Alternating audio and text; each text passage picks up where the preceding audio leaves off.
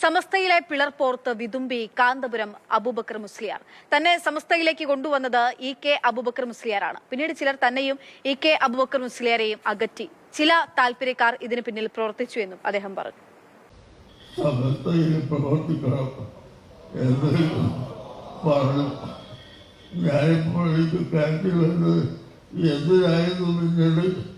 ഞങ്ങളെ തമ്മിൽ അകറ്റിക്കാട്ടത് എന്ന് ചിന്തിക്കുമ്പോഴാണ്. അസ്സലാമു അലൈക്കും, welcome back to Visal media. ഞാൻ ഫക്രുദ്ദീൻ പന്താവൂർ. സമസ്ത എന്ന പേരിലൊരു സംഘടന കേരളത്തിൽ രൂപീകരിച്ചിട്ട് നാളേക്ക് 100 വർഷം തികയ. ഇതുപോലെ ഒരു ജൂൺ 26-നാണ് സമസ്ത കോഴിക്കോട് രൂപം കൊള്ളുന്നത്. ഇപ്പം നമ്മുടെ കേരളത്തിലുള്ള വളരെ വലിയൊരു വിഭാഗം വിശ്വാസികൾ വളരെ ആദരവോടുകൂടി കാണുന്ന ഒരു പ്രസ്ഥാനമാണ്, സംഘടനയാണ് സമസ്ത. അപ്പോൾ ആ സമസ്തക്കെതിരെ കേസ് കൊടുത്തു.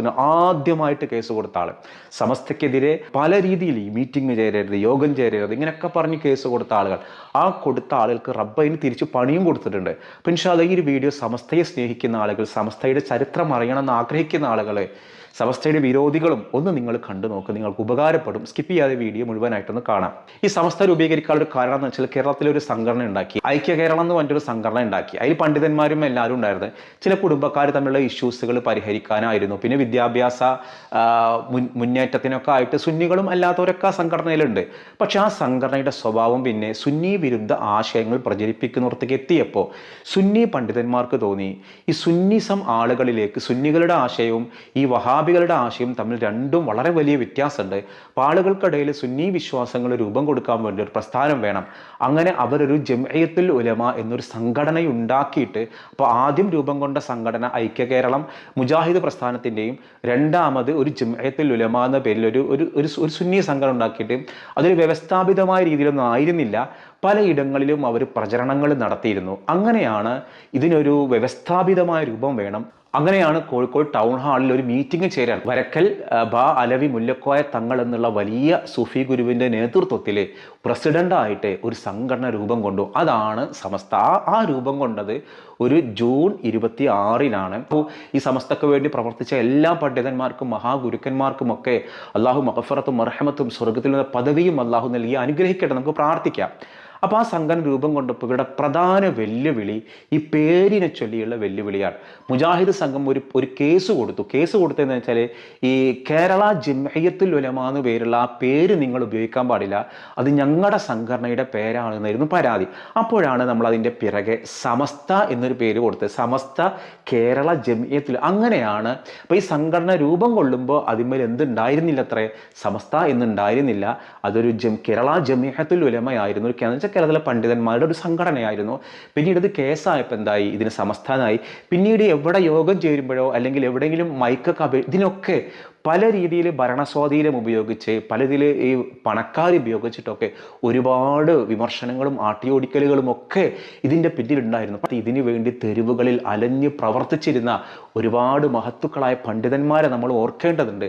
അവിടെ നിന്നാണ് ഈ സംഘടന വളർന്ന് വലുതായി വരുന്നത്. കോഴിക്കോട് കുറ്റിച്ചിറ പള്ളി ഇതിൻ്റെ ഒരു പ്രധാന കേന്ദ്രമായിരുന്നു. അതിൻ്റെ മീറ്റിങ്ങുകളും മറ്റൊക്കെ ചേർന്നിരുന്നത്. പിന്നീട് കോഴിക്കോട് മുദ്രക്കര പള്ളിയിലായി ഇതിൻ്റെ മീറ്റിംഗ്. അങ്ങനെ ഇതിനൊരു സ്വന്തമായിട്ടൊരു ആസ്ഥാനം വേണം, സമസ്തക്കൊരു ആസ്ഥാനം വേണം എന്നൊരു ഒരു ചിന്ത ഉടലെടുത്തു. അങ്ങനെ സ്ഥലങ്ങൾ വാങ്ങി, അങ്ങനെ സമസ്തക്കൊരു ആസ്ഥാനമൊക്കെ രൂപം കൊണ്ടു. അങ്ങനെ സമസ്ത 1989-ലാണ് സമസ്തയിൽ നിർഭാഗ്യകരമായ ഒരു പിളർപ്പൊക്കെ സംഭവിക്കുന്നത്. അങ്ങനെ ഒരു വിഭാഗം AP വിഭാഗവും മറുവിഭാഗം EK വിഭാഗവുമായി. ഇതിനിടയിലും വേറെ പിളർപ്പുണ്ടായിട്ടുണ്ട്.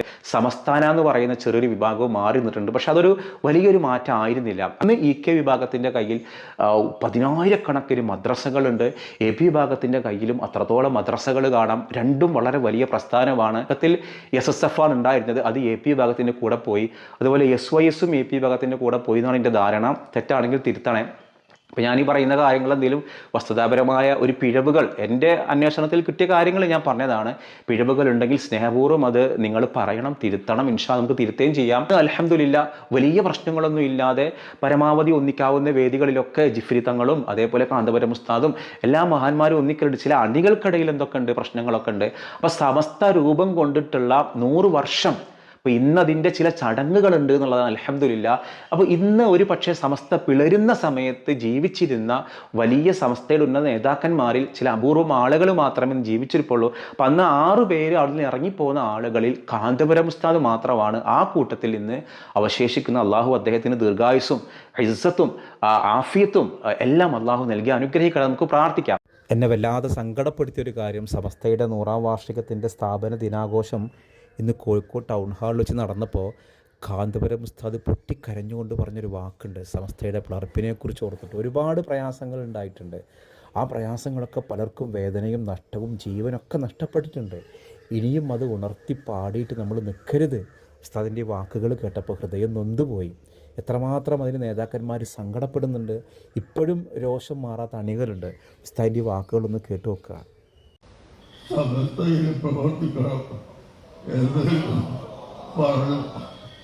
ഞാനിപ്പോൾ എനിക്ക് കാര്യത്തിൽ വന്നത് എന്തിനായിരുന്നു പിന്നീട് ഞങ്ങളെ തമ്മിൽ അകറ്റിക്കാട്ടത് എന്ന് ചിന്തിക്കുമ്പോഴാണ് എനിക്ക് അബൂബക്കർ ഞങ്ങളെ ഉണർത്തത്.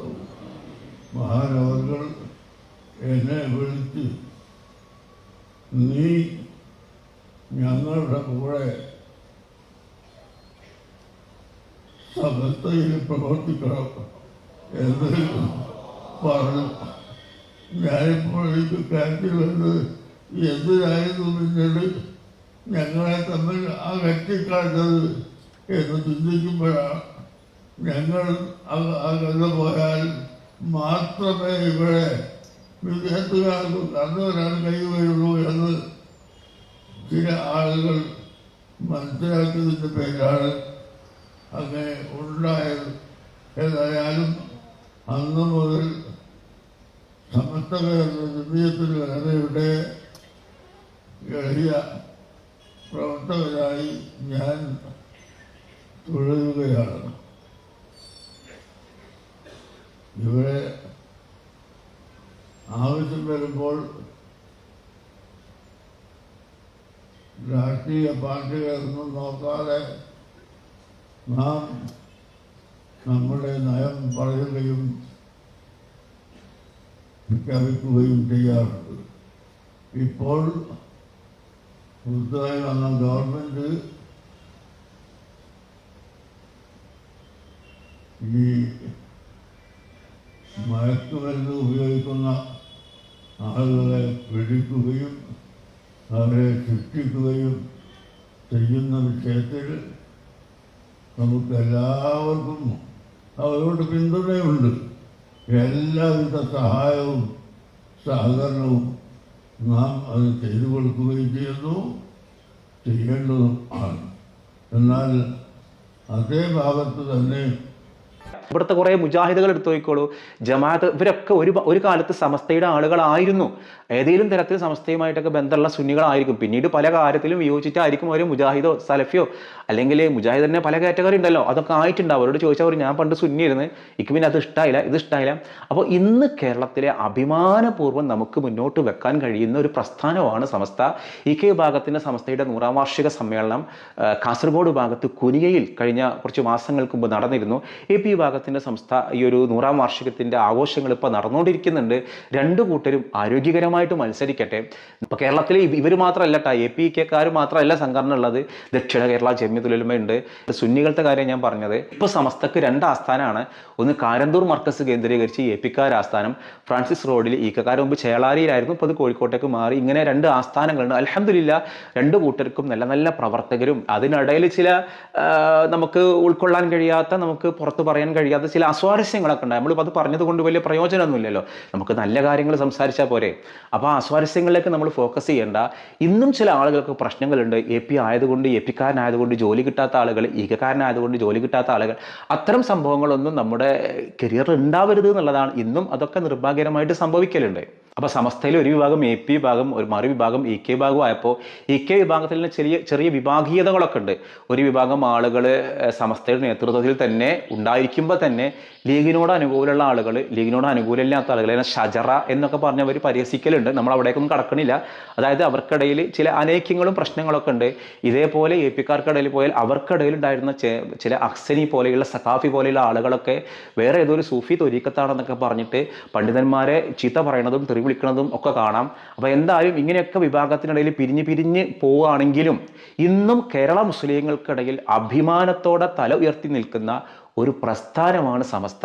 സമസ്തയും ആ പണ്ഡിതന്മാരെയും നമ്മൾ ആദരവോടുകൂടിയും സ്നേഹത്തോടു കൂടിയും കാണുക എന്നുള്ളത് നമ്മുടെ ഏറ്റവും വലിയൊരു ഭാഗ്യമാണ്. ഞാൻ പഠിച്ചതൊക്കെ ഇ കെ വിഭാഗം ഉസ്താദുമാരിൽ നിന്നാണ്. എൻ്റെ ഗുരുനാഥൻ, പ്രധാന ഗുരുനാഥൻ ഇ കെ വിഭാഗത്തിൻ്റെ കേന്ദ്ര മുഷാവറ എം വി ഇസ്മായിൽ മുസ്ലിയാരാണ്. പക്ഷേ എൻ്റെ മഹല്ല് സമസ്തയുടെ പിളർപ്പ് സമയത്ത് തന്നെ എ പിക്കാരായ ഒരു കാളാച്ചാൽ മഹലിലാണ് ഞാനുള്ളത്.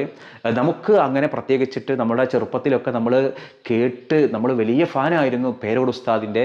അത് നമുക്ക് എല്ലാ വിഭാഗം ആളുകളുടെ സ്നേഹവും ആദരവ് തന്നെയാണുള്ളത്. അങ്ങനെയാണ് നമ്മൾ വേണ്ടത്. ആ വിഭാഗത്തോടൊരു വിരോധം വരിക, ഈ വിഭാഗത്തോടൊരു പ്രത്യേക ഇഷ്ടം വരിക സംഘടനയ്ക്ക് വേണ്ടിയല്ലാതെ അള്ളാഹുവിനും റസൂലുള്ളാഹിക്കും വേണ്ടി പ്രവർത്തിക്കുന്നവരാകുമ്പോൾ അവരെല്ലാവരും സ്നേഹിക്കുകയും ചെയ്യും. ഞാനിത് പറയാൻ കാരണം അതിൻ്റെ സ്ഥാപക ദിനാഘോഷം ഇന്ന് കോഴിക്കോട് കാന്തപുരം ഉസ്താദ് ആ പരിപാടിയിൽ സംബന്ധിക്കുന്നുണ്ട്, നടക്കുന്നുണ്ട്. അപ്പോൾ ആ സന്തോഷം കണ്ടപ്പോഴാണ് സമസ്തയുടെ വളർച്ചയും അതിൻ്റെ തുടക്കവുമൊക്കെ ഞാൻ പറയാൻ കാരണമായത്. ഇപ്പോൾ സമസ്തയുമായി ബന്ധപ്പെട്ട് ഏതെങ്കിലും സംഘടനകളിൽ എ പി ആവട്ടെ, ഇ കെ ആവട്ടെ, മറ്റേതിലാവട്ടെ പ്രവർത്തിക്കുന്നവരുണ്ടെങ്കിൽ ആ സന്തോഷം താഴെ പങ്കുവെക്കണേ. അപ്പോൾ ഞാനിന്ന് ചോദിക്കുന്നൊരു ചോദ്യം, സമസ്ത രൂപീകരിച്ച ഡേറ്റ് ഞാൻ പറഞ്ഞു ജൂൺ 26-നാണ്. വർഷം ഏതാണെന്നുള്ളതാണ് എൻ്റെ ചോദ്യം. ആ ചോദ്യത്തിന് ഉത്തരമാണ് നിങ്ങൾ കമൻറ്റ് ചെയ്യേണ്ടത്. ദയവ് ചെയ്തിട്ട് ഈ ഒരു വീഡിയോയിൽ ഞാൻ എ പി സമസ്ത, ആ സമസ്തയുടെ കുറ്റം, ഇങ്ങനെ കുറ്റം പറയാനാണെങ്കിൽ കുറ്റങ്ങൾ രണ്ട് കൂട്ടരിലും കുറേ പേർക്ക് കണ്ടെത്താൻ കഴിയും. എ പിക്കാർക്ക് ഈ കക്കാരിൽ കുറേ കുറ്റങ്ങൾ കണ്ടെത്താൻ കഴിയും, ഇ കെ പിക്കാർക്ക് ഈ കക്കാരിൽ കുറേ കുറ്റങ്ങൾ കണ്ടെത്താൻ കഴിയും, ഈ കക്കാർക്ക് തിരിച്ചും പറ്റും. നമ്മളങ്ങനെ കുറ്റങ്ങളിലേക്കൊന്നും നോക്കേണ്ടത്, മറിച്ച് നമ്മൾ അതിൻ്റെ നന്മകളിലേക്ക് നോക്കുക. മനുഷ്യരല്ലേ, മനുഷ്യരുണ്ടാക്കുന്ന സംഘടനകളല്ലേ, അപ്പോൾ അവരെ നയങ്ങളിലും മറ്റുകളൊക്കെ മറ്റവർക്ക് ഇഷ്ടക്കേടും അല്ലെങ്കിൽ അതിലൊക്കെ ചില പിഴവുകളോ കാലോചിതമായ മാറ്റങ്ങളൊക്കെ സ്വാഭാവികമായിട്ട് സംഭവിക്കും. അത് സ്വാഭാവികമാണ്. അപ്പോൾ നമ്മൾ അതിൻ്റെ നന്മകളിലേക്ക് നോക്കുക. ഇന്ന് കേരളത്തിലെ സുന്നി പ്രസ്ഥാനത്തിന് വലിയ ആർജവം ഉണ്ടാക്കാൻ ഈ സമസ്തക്ക് കഴിഞ്ഞിട്ടുണ്ട് എന്നുള്ളത് അതിന് പുറത്തുനിന്ന് നോക്കുന്ന ഒരു ചരിത്രകാരൻ പോലും സമ്മതിക്കും. പ്രത്യേകിച്ചിട്ട് കാന്തപുരം ഉസ്താദ് നൽകുന്നൊരു ഒരു ആർജവം, ഒരു വലിയ ഇസ്സത്ത്, അത് ചെറുതല്ല. കാരണം ഒരു പള്ളി ദർസിൽ നിന്നിരുന്നൊരു സാധാരണ ഉസ്താദ് ഇന്ന് വളരെ വലിയ അഭിമാനാർഹമായ നേട്ടം നേടിയത് കാന്തപുരം ഉസ്താദ്. നമുക്ക് എത്ര സ്ഥാപനങ്ങളുണ്ട്, ഈ കെ വിഭാഗത്തിനാവട്ടെ എ പി വിഭാഗത്തിനാവട്ടെ, എത്ര പ്രൗഢോജ്വലമായ സ്ഥാപനങ്ങളാണെന്നറിയോ. ഇതൊക്കെ മത്സരിച്ചുണ്ടാക്കിയതാണ്. അതൊക്കെ ഹൈറിനാവട്ടെ, നമുക്ക് പ്രാർത്ഥിക്കാം.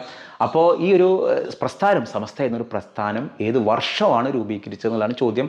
ആ ഉത്തരവാണ് നിങ്ങൾ കമൻറ്റ് ചെയ്യേണ്ടത്. മറ്റൊരു ദിവസം മറ്റൊരു വീഡിയോയുമായി വീണ്ടും കാണാം.